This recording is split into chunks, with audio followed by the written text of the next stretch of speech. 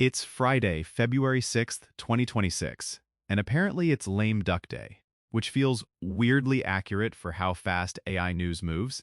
By the time you hear this, half the takes on X will already be retired. I'm Hunter. And I'm Riley. And yes, this episode was made end to end by the robots, like fully automated. If it gets a little unhinged, congrats, you're listening to the experiment in real time. Today's headline is this Codex chatter. People are calling it a major upgrade for agentic coding. Not, I wrote a function coding, more like do the work automation across the Codex CLI and broader Codex tooling. The vibe on X is basically your intern just became a staff engineer, which is terrifying, but also kind of hot. Sorry. Riles, please.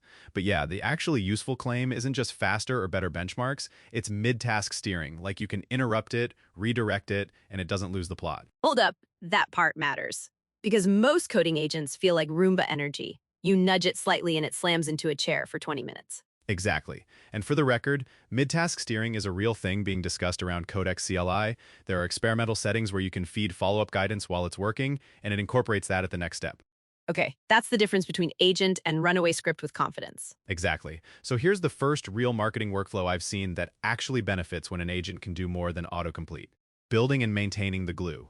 Like, take a content pipeline, pull new product data, generate copy variants, push to a CMS, update tracking params, then run an analytics script that checks performance and flags broken links. That's not marketing. That's software work upstream of marketing.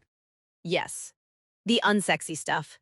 The stuff that quietly kills teams because nobody wants to touch the feed parser written in like ancient Python. Right, and if Codex can do multi-file changes, run tests, iterate, and you can steer it mid-flight, then one operator can maintain a whole little factory. Okay, but I'm going to challenge you. Everyone says end-to-end, and then a human is still in the corner fixing the output like a stagehand moving props. Totally fair. The honest version is it's end-to-end if you define the end as working pull request with test coverage, not deployed to prod with zero review. The real win is collapsing time. You go from this takes 2 days in dread to this takes an hour and mild supervision. So, good steering looks like what? Because I don't want a new job title called agent babysitter.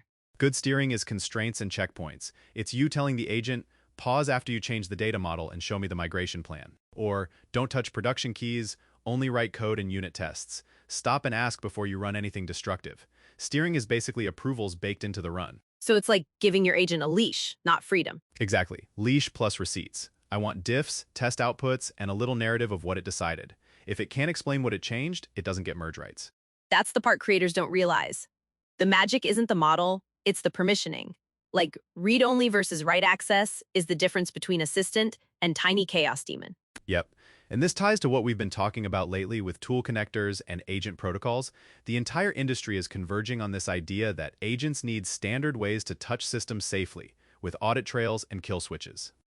Speaking of tools getting spicy, can we talk about Claude Code shipping that /insights thing? Yeah, Anthropic added an Insights feature for Claude Code. It can summarize your recent usage patterns and suggest workflow improvements, and Anthropic also has org-level Claude Code usage analytics in their settings for teams and enterprise.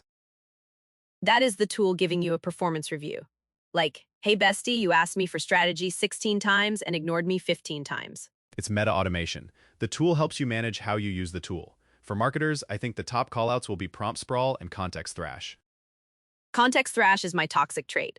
I start a thread like, help me write a launch plan, and 3 hours later I'm like, wait, what were our brand pillars again? And I paste half of Notion. Which is why last episode's point still holds. Long context is usable now, but it doesn't mean paste your whole Notion.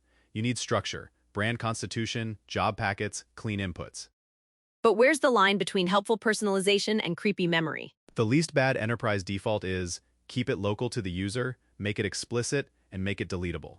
Summaries should be opt-in, and they should feel like analytics, not surveillance. Also, don't make it weird. Like, if my insights say you work late on Sundays, I'm going to throw my laptop into the sea. Yeah, the point should be workflow improvement, not vibe diagnosis. Okay, zooming out for a sec.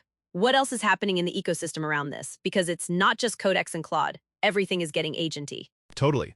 This week's pattern is automation maturing into product surfaces. OpenAI is pushing do-the-work coding agents in Codex, especially in the CLI. Anthropic is adding reflection layers that help you operate the tool. And on the media side, audio tooling is quietly leveling up in a way that actually affects creators day to day. Yes, audio is having a little renaissance. And it's practical, not just listen to my AI whale song. We've got A-Step v1.5 getting attention as an open-source AI music generator under the MIT license. We've got Sarvam Audio announced as a speech model aimed at Indian language speech workflows, and Lalal ML.AI's Andromeda model is being talked about for better stem separation. That's a sneaky trifecta for marketers. Generate a music bed, localize and transcribe for a huge audience, then remix audio assets without begging an editor. Exactly. Let's do the creator reality check on A-Step. If you can generate ad music beds in-house, the IP and brand risk story gets spicy. Yeah, because everyone's like, it's MIT licensed and trained on royalty-free, but brands still need a sonic style guide or you end up sounding like generic AI elevator core. To keep it precise, A-Step v1.5 is MIT licensed. Claims about training data being entirely royalty-free are being repeated in coverage, but brands should still treat dataset provenance as a trust but verify item, because MIT licensing the code doesn't automatically guarantee the composition dataset has zero risk. Also, you want provenance. You want internal rules like only generate from approved prompt templates, log the generation, and run a similarity check if you're risk-averse. Not because the model is evil, but because legal teams hate surprises. And minimum hardware, if I want 50 variations of a 15-second spot without melting my GPU or my will to live. For local music gen, you're basically building a tiny render box, a consumer GPU with enough VRAM to breathe, decent cooling, and a queue system. The bigger unlock is pipeline discipline. Generate short clips first, auto-rank them, only render full quality on the finalists. Oh, I love that, like auditions. Don't fully produce every idea. Make the machine do rough drafts at scale, then humans pick the winners. Exactly. Co-creation, not slot machine. Sarvam Audio is also interesting. For Indian languages, you don't just want a global generalist. You want a specialist that understands code mixing and accents and telephony audio. And that part checks out. Sarvam's positioning is explicitly about real-world Indian speech, including code mixing, and at least some reporting says it's optimized for low-quality 8 kHz telephony audio. And to trust benchmarks, ask for real AFSELTS noise conditions, code switch scenarios, and error breakdowns by language. Also ask how it performs on phone-quality audio, because that's where a lot of customer and creator content lives. Okay, and Lalal Andromeda. Stem separation is the cheat code. What's your operationalize it plan? Simple. Build a standardized ingest step. Every time a podcast or ad audio lands, auto-split stems, run voice cleaning, and export consistent deliverables to your editor folder. Then you can generate clips faster, remove music under reads, and remix without a forensic lab vibe. And that makes ad versions so easy. Like, same voice, different bed, or same bed, different hook. That's actually how you scale creative testing. Which brings us back to Codex. People keep talking about benchmark scores. Marketing ops should care about different benchmarks. Like what? Time to ship experiments, reliability of attribution scripts, feed error rates, how often your automation breaks when the ad platform changes a field name. That's the stuff that costs real money and time. So the real KPI is, how many times did Hunter get paged because the pipeline died? Exactly. And if Codex reduces that, it's not a chatbot upgrade. It's an operational upgrade. Okay, final hot take. Are we headed toward one person running an entire marketing machine? I think we're headed towards smaller teams with stronger systems. Humans set intent, taste, and constraints. Agents do the repetitive build and maintenance. But you still need humans to decide what's worth doing. So it's not replace the team, it's stop wasting the team. That's it. All right, happy lame duck day to everyone who is still doing UTM tags manually. You don't have to live like this. Thanks for hanging with us on CoeCast. Subscribe if you want more of this chaos to systems energy. And go check out coe.com/resources for AI news and updates. Catch you next time.